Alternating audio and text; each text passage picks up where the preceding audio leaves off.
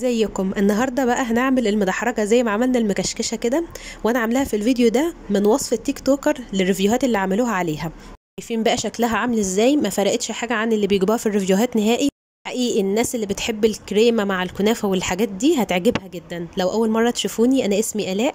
ما تنسوش تعملوا لايك وشير للبيج وللفيديو، وتعالوا نبدا ونشوف الطريقه. انا هنا معايا الاول 250 جرام من الكنافه، قطعتها كويس بعد ما جمدتها زي ما انتم شايفين بالشكل ده كده.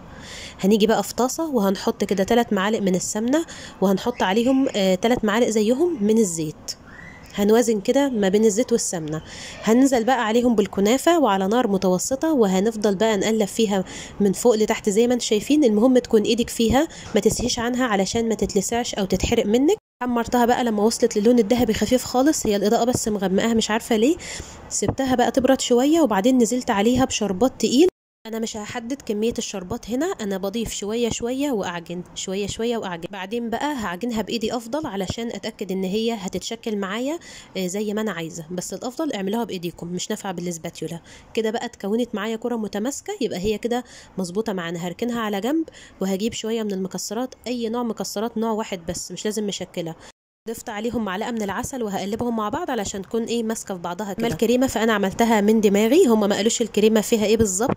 فانا ضفت 3 كوبايات من الحليب، وهنحط عليهم معلقه من الكاستر علشان تدينا لون اصفر خفيف، ومعلقتين ونص من النشا. يبقى معلقه كاستر قدامهم معلقتين ونص من النشا.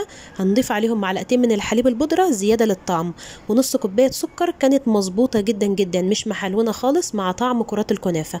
هنقلب المكونات دي على البارد ونرفعها على النار لما تربط معانا وهي سخنه جدا. هننزل عليها ب3 مكعبات من الجبنه وعلبه قشطه جيمر. ممكن تستبدلوا القشطه بنص مكعب من الزبده، يا قشطه يا زبده. هنقلبهم كويس بقى لحد ما يسيحوا كده على حراره الكريمه اللي احنا عملناها دي. وبعدين في الاخر هضيف فانيليا، ممكن تضيفوا ميه ورد زي ما تحبوا. وقلبتهم مع بعض كويس. وبعدين بقى هجيب البوله زي ما هما بيقدموها فيها كده بالظبط، وبعدين هصب الخليط بالشكل ده، نص الخليط بس مش كله. وهحط بقى في النص كده شوية من الكنافة اللي انا حمرتها، وعليها شوية من المكسرات اللي احنا عملناها بالعسل. كتروا كده علشان يبقى الميكس فوق وتحت. وبعدين نزلت عليها بباقي الخليط اللي احنا عملناه او باقي الكريمة.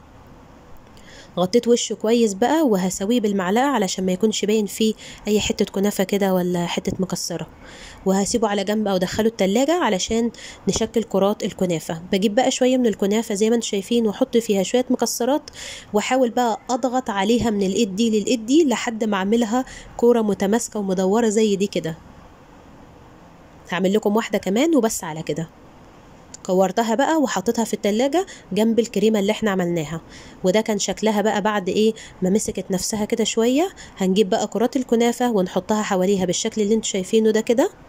ودي كريمة فستق انا عاملاها في البيت على ايدي، وهنرش عليها بقى من فوق شوية برضو من الفستق المطحون. واظن الشكل ما يفرقش حاجة عن تورتينا النهائي، والطعم خرافي خرافي خرافي. مش عايزة اقول لكم قد ايه هي تحفة، احلى من المكشكشة بكتير. يكون الفيديو عجبكم، ما تنسوش تعملوا لايك وشير لو شفت الفيديو لحد هنا. سلام.